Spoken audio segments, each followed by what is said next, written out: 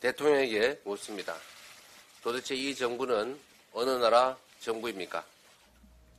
윤석열 정부가 제3자 변제를 골자로 한 일제 강제동원 피해 배상 해법을 내놨습니다. 이에 의식 있는 지식인들은 더 나을 것 없이 엄중규탄하며 계획을 당장 철회하고 재협상할 것을 촉구하고 있습니다. 중국 관영 매체는 일본을 협력 파트너로 규정한 3.1절 기념사가 여론의 역풍을 맞았다고 썼습니다. 한국 대통령의 일본에 대한 이례적 아첨이라며 외교 정책이 최면에 걸린 몽유병 상태라고 비난했습니다. 미국과 중국 사이에서 균형을 잡으면서 이익을 얻어온 한국이 미국의 볼모가 되지 말라는 경고도 덧붙였습니다. 윤석열 대통령의 대국민 사과와 함께 박진 외교부 장관 경질, 대일 외교라인 전원 교체를 요구하는 목소리가 분출되고 있습니다. 이번 정부안이 피해자들에 대한 2차 가해이자 국민에 대한 모독임은 물론 대법원 판결까지 부정한 폭거라는 이유입니다. 피해자인 한국이 가해자 일본에게 머리를 조아린 항복선언이라 해도 과언이 아닙니다. 강제동원 의원 모임은 회견에서 정부 발표는 일본의 사죄와 전범기업의 배상 없는 돈은 굶어 죽는 한이 있어도 받지 않겠다는 양금덕 할머니 등 강제동원 피해자의 절규를 철저히 무시하고 능멸한 것이라며 나 아무리 없어도 굶어 죽든 않고 사죄를 못 좀 받아야 정당히 지가 사죄를 해야지. 그 어영부영한 것이기는 나 곧 죽어도 안 받아.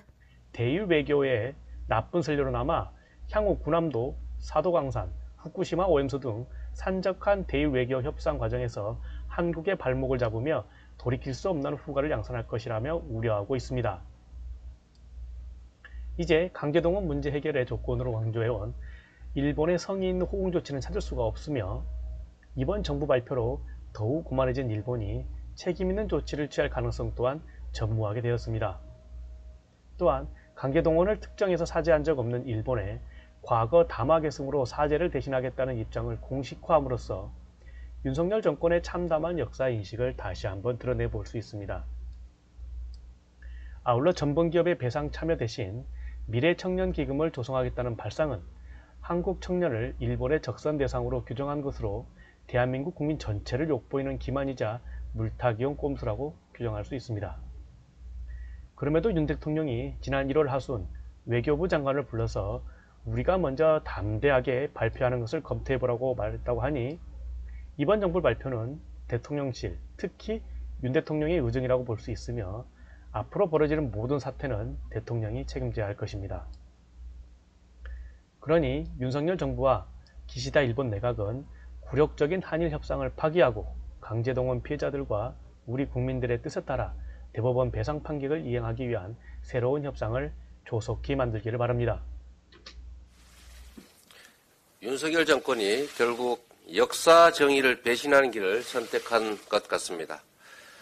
정부가 오늘 강제징용 피해 배상안을 발표한다고 합니다. 일본 전범 기업들이 아니라 우리 기업들이 마련한 재원으로 배상을 하고 일본의 사과도 기존 담화를 반복하는 수준에 그칠 전망입니다.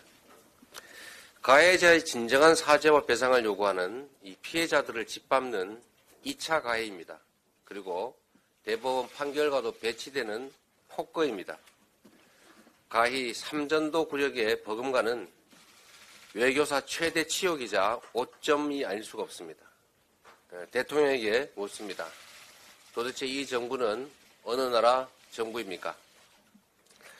국민은 이 굴욕적인 강제동원 배상안을 결코 용납하지 않을 것입니다. 민심을 저버리는 것은 결국 심판을 피할 수 없게 된다는 것을 의미합니다. 박근혜 정권 몰락의 단초가 됐던 위안부 졸속 협상을 타산지석으로 삼기 바랍니다.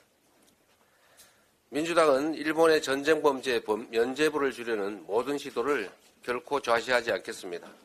국민과 함께 강력하게 맞서겠습니다.